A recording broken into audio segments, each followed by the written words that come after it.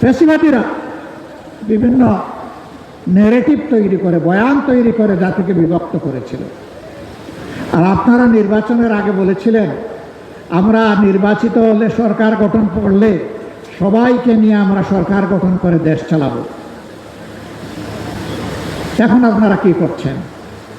এক দলকে পাঠিয়ে দিচ্ছেন পাকিস্তানে, আরেক দলকে পাঠিয়ে দিচ্ছেন পেশোয়ারে, আরেক দলকে পাঠিয়ে দিচ্ছেন আরো কোনো দেশে, আর নিজেরাই দেশের জমিদারি দখল নিতে চাচ্ছেন।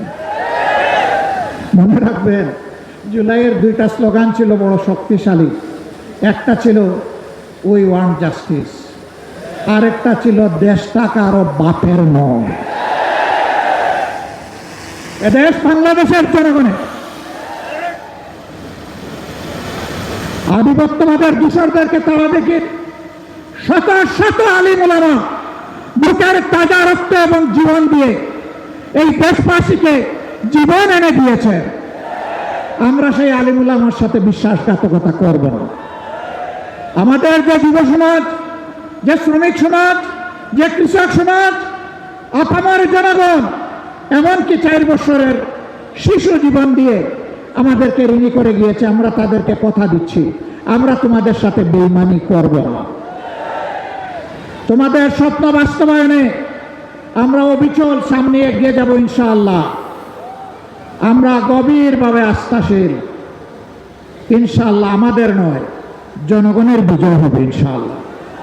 যেই 70% জনগণ ফ্যাসিবাদের বিরুদ্ধে দৃঢ় অবস্থান নিয়েছে গণভোটে হ্যাঁ বলে, সেই জনগণের বিজয় হবে। নতুন করে কেউ ফ্যাসিবাদ কায়েম করতে গেলে তাদেরকে অনুরোধ করব, নিকট অতীতের যাদেরকে এখন বুকে টেনে নিয়ে আপনারা এই নির্বাচনের বৈতরণী পার হয়েছেন, যাদের হাতে পায়ে ধরে ইঞ্জিনিয়ারিং করে ক্ষমতায় এসেছেন, তাদের পরিণতি থেকে শিক্ষা গ্রহণ করুন।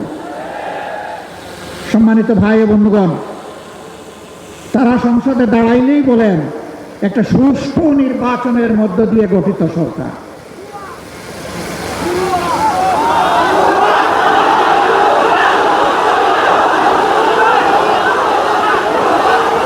সরকার যদি সুষ্ঠু নির্বাচনেই গঠিত হয় তাহলে বারবার দাঁড়াইয়া বলতে হয় কেন?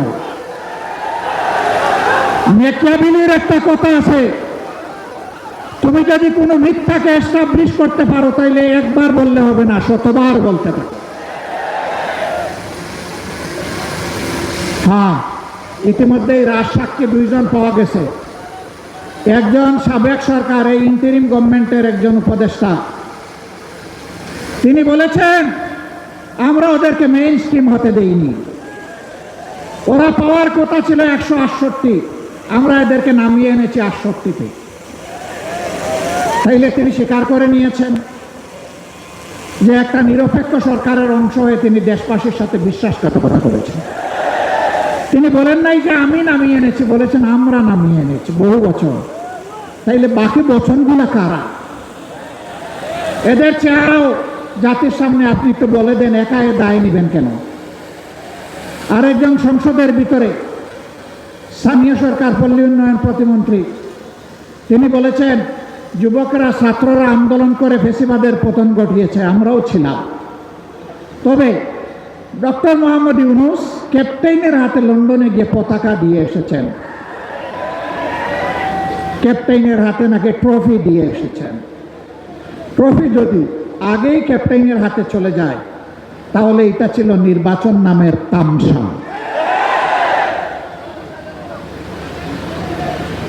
তারা স্বীকার করে নিচ্ছেন মৌলানা মামুনুল হক সংসদে গেলে কি হতো? যা হতো এর ভয়েই তাকে আটকে দেওয়া হয়েছে। কয়দিন, কতদিন আটকাবেন? ইনশাআল্লাহ দেশপ্রেমিকরাই বাংলাদেশ আগামীতে পরিচালনা করবে ইনশাআল্লাহ।